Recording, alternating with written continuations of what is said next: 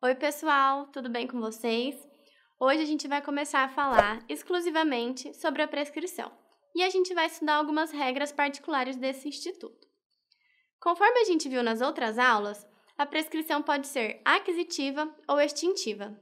Sendo extintiva, ela consiste na perda de uma pretensão em decorrência do passar do tempo e pela inércia do titular. E essa pretensão consiste na reparação de um direito que foi violado. Já a prescrição aquisitiva é a aquisição originária do direito de propriedade sobre um determinado bem, móvel ou imóvel, em decorrência do passar do tempo, e do exercício de posse sobre esse bem.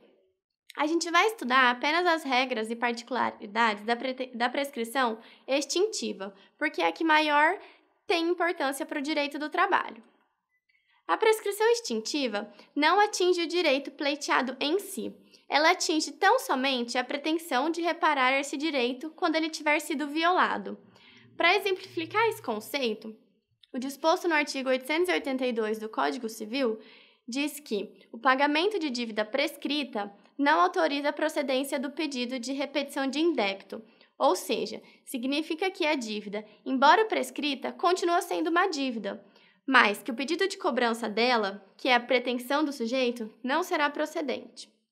Em regra, o prazo prescricional começa a fluir a partir do momento em que o direito for violado, mas em razão do princípio da actionata, costuma-se afirmar que, na verdade, a prescrição tem início no momento em que o lesado tem conhecimento que o direito dele foi violado, porque o entendimento aqui é que até então a pessoa não poderia reclamar de algo que ela sequer sabia.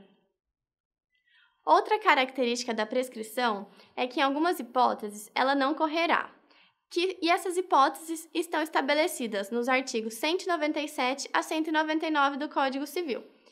A gente destaca as principais hipóteses. A primeira delas é que a prescrição não corre entre os cônjuges enquanto estiverem nessa condição.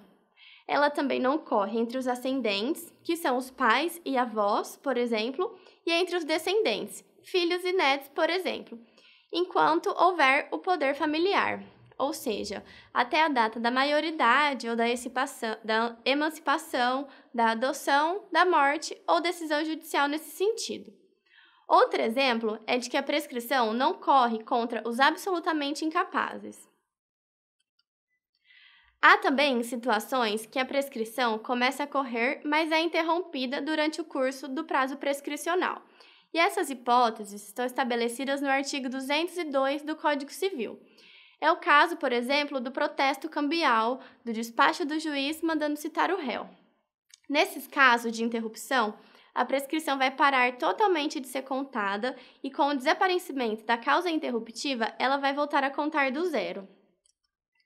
Todas essas regras que são estabelecidas pelo Código Civil sobre prescrição são aplicáveis ao direito do trabalho, com exceção das vezes em que a própria CLT prevê regras específicas.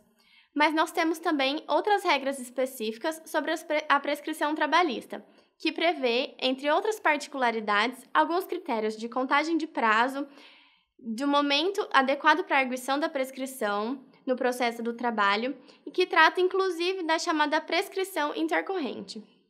O fato é que a prescrição é tão importante para o direito do trabalho que até a própria Constituição, no artigo que trata dos direitos fundamentais dos trabalhadores, prevê a regra geral da prescrição trabalhista, que também está prevista no artigo 11 da CLT.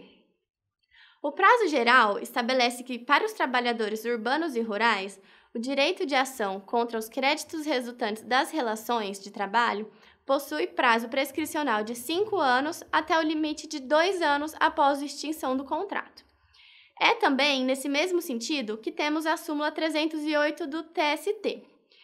Então, pessoal, por falta de um, a gente tem a previsão de 2 prazos prescricionais no direito do trabalho: o de 5 anos e o de 2 anos após a extinção do contrato. O prazo de 5 anos é contado para trás, a partir do ajuizamento da ação. Já o prazo de 2 anos é contado para frente, a partir da extinção do trabalho. Vou dar um exemplo. O João começou a trabalhar em uma empresa em 1º de fevereiro de 2008 e trabalhou até 1º de outubro de 2013. Ele vai poder entrar com uma ação trabalhista sem correr o risco dos efeitos da prescrição até 1º de outubro de 2015, ou seja, 2 anos após a extinção do contrato de trabalho. Vamos supor, então, que ele ajuizou a ação em 1º de outubro de 2015, no último dia do prazo.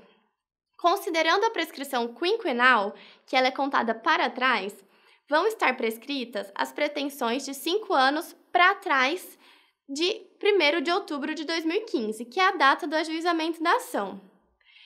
Existia um debate sobre qual seria o prazo prescricional aplicável aos contratos de trabalho dos empregados domésticos, porque a CLT dizia que as normas nela estabelecidas não são aplicáveis aos trabalhadores domésticos.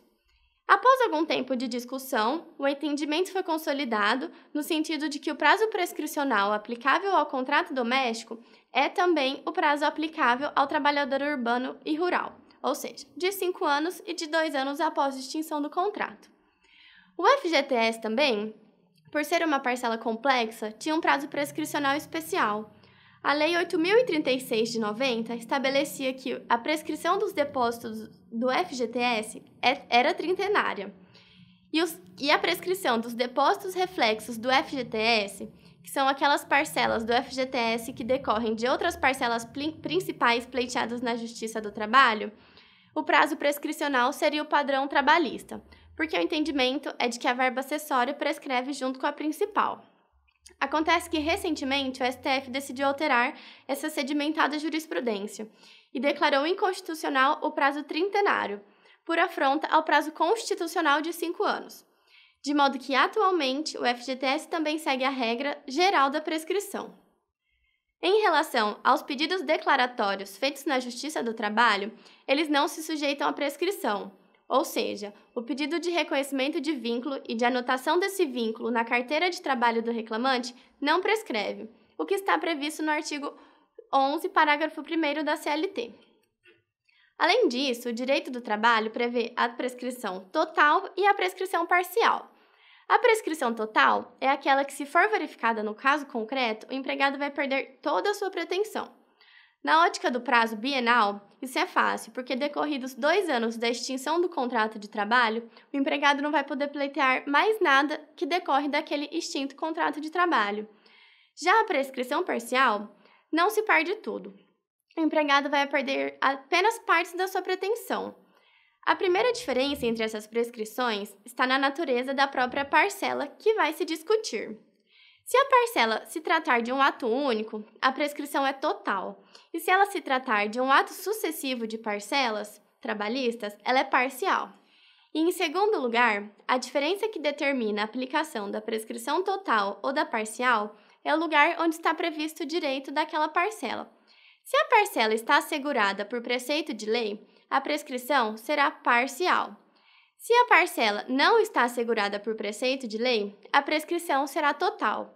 Por exemplo, as gratificações, salário-prêmio, são parcelas que não são derivadas de expressa criação legal, mas sim de dispositivos regulamentares contratuais, e então se sujeitam à prescrição total. Agora, um pedido de equiparação salarial, que tem previsão expressa na lei, é o caso de prescrição parcial. Mudando um pouquinho agora de assunto, a gente vai falar sobre as regras para arguição da prescrição no direito do trabalho. A regra civilista em relação à legitimidade para arguir a prescrição aplica-se aos processos do trabalho. E então, quem pode arguir a prescrição é a própria parte que lhe aproveita e também o terceiro interessado. De todo modo, a Lei 11.280 de 2006 estipulou que o juiz pronunciará de ofício a prescrição, que é um novo artigo do CPC. Em relação ao momento correto para a arguição da prescrição, o Código Civil estabelece que ela pode ser alegada em qualquer instância. Mas o TST editou a súmula 153, que diz que não se conhece de prescrição que não for arguida na instância ordinária.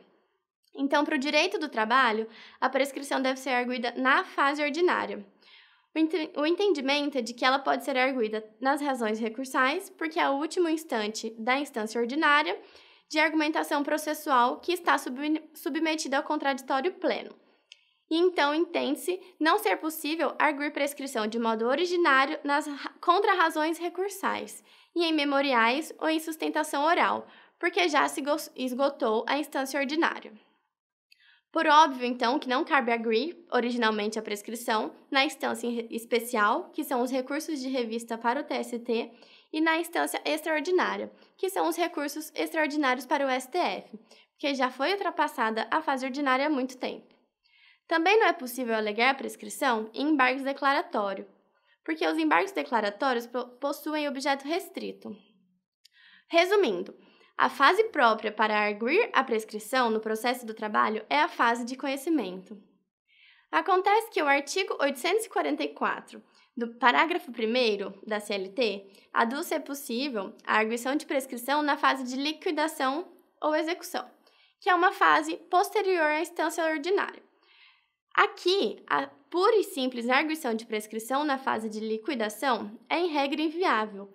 A hipótese de prescrição que pode ocorrer após a sentença de conhecimento seria a hipótese da prescrição intercorrente, que a gente vai falar na próxima aula. Apenas uma observação aqui. O CPC autoriza o pronunciamento da prescrição de ofício pelo juiz, mas a jurisprudência trabalhista entende que o pronunciamento de ofício não é compatível com o direito do trabalho. E ainda que se considere essa regra compatível, está mais do que claro que essa pronúncia não pode ser realizada depois de esgotada a instância ordinária. Então, a gente termina a nossa aula de hoje. A gente se vê na próxima.